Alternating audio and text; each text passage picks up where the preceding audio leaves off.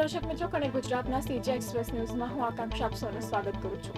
નજર કરીએ દેશ દુનિયા અને રાજ્યની તમામ ખબરો પર.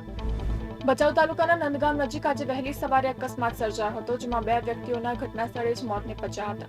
એક બોલેરો ગાડી અને ટ્રક વચ્ચે થયેલા અકસ્માતમાં 10 થી વધુ લોકો ઈજાગ્રસ્ત થયાની માહિતી પણ સામે આવી છે. ભાવનગર શહેરના કાળાનાળા વિસ્તારમાં આવેલ દેવ પેથોલોજી લેબોરેટરીમાં અકસ્માતે વિકરાળ આગ લાગી છે. સ્થાનિક યુવાનોએ રેસ્ક્યુ કામગીરી હાથ ધરી બાળકો અને વૃદ્ધોને બહાર કાઢવાનું શરૂ કર્યું છે.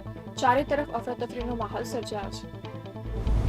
અમદાવાદના સરખેજ બાવળા હાઈવે પર ચાંગોદર બ્રિજ ઉતરતા સર્વિસ રોડ પર આજે ક્રેન ચાલકની બેદરકારી અને ગફલતભરી ડ્રાઇવિંગને કારણે એક 54 વર્ષીય રાહદારી ક્રેનની અડફેટે આવી જતા તેમનું ઘટના સ્થળે જ કરુણ મોત નીપજ્યું હતું.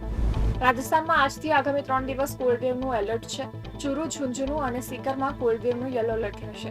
મંગળવારે સૌથી ઓછું તાપમાન બિકાનેરમાં 4.7 ડિગ્રી નોંધાયું હતું.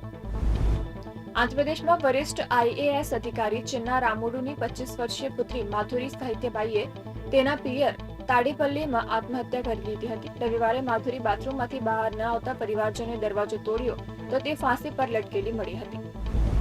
પહાડી રાજ્યોમાં ડિસેમ્બરની શરૂઆતથી બરફવર્ષાનું વાતાવરણ બની રહ્યું છે, જેને કારણે મેદાનીય વિસ્તારોમાં ઠંડી વધવા લાગી છે. મધ્યપ્રદેશમાં આવતીકાલે તાપમાન વધુ ઘટી શકે છે.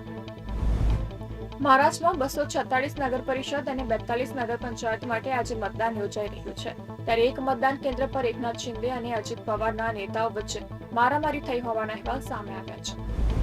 કેરેબિયનમાં કથિત વેનેઝુએલાના ડ્રગ્સ તસ્કરોની બોટ પર વારંવાર હવાઈ હુમલાઓ થયા પછી ટ્રમ્પે હવે જાહેરાત કરી છે કે અમેરિકા ખૂબ જ જલ્દી વેનેઝુએલાની અંદર રહેતા ડ્રગ તસ્કરો પર હુમલો કરવાનું શરૂ કરશે. ભારતીય ટીમનો સ્ટાર ક્રિકેટર વિરાટ કોહલી ઘરેલું ક્રિકેટમાં રમવા માટે તૈયાર થઈ ગયો છે. અશોક શર્માએ આ અંગે જણાવ્યું હતું કે વિરાટ કોહલીએ ટીડીસીએના પ્રેસિડેન્ટ રોહન જેટલીને આ જાણકારી આપી છે કે તે વિજય હઝારે ટ્રોફીમાં રમવા માટે તૈયાર છે. ઓનલાઈન સટ્ટો રમાડતી એપ મામલે આજે ઈડીએ બોલિવૂડ અભિનેત્રી અને મોડલ નેહા શર્માની પૂછપરછ કરી છે. અગાઉ આ જ કેસમાં શિખર ધવન અને સુરેશ રૈના સહિતના ક્રિકેટર્સની પણ પૂછપરછ કરવામાં આવી હતી. તો આ હતા કનેક્ટ ગુજરાતના આજના સીજી એક્સપ્રેસ ન્યૂઝ. નવા સમાચારો અને વધુ અપડેટ માટે તમે જોડાયેલા રહો કનેક્ટ ગુજરાત સાથે.